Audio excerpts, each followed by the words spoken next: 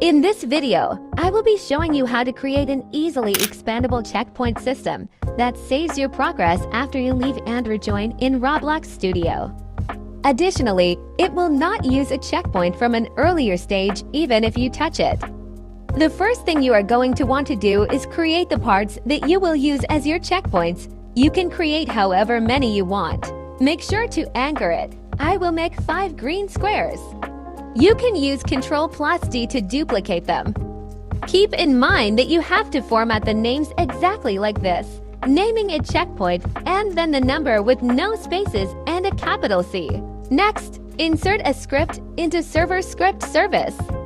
The script can be found in my Discord server in the Scripts from Videos channel. This one script allows you to add however many checkpoints you want without adding a script into each of them.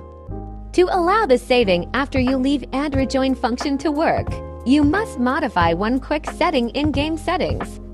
If this pops up, follow the instructions and save your game. Then go to Security and enable Studio access to API services.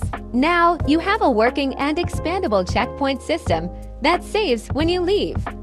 Like and subscribe for more tutorials and drop a comment with the game you used this in.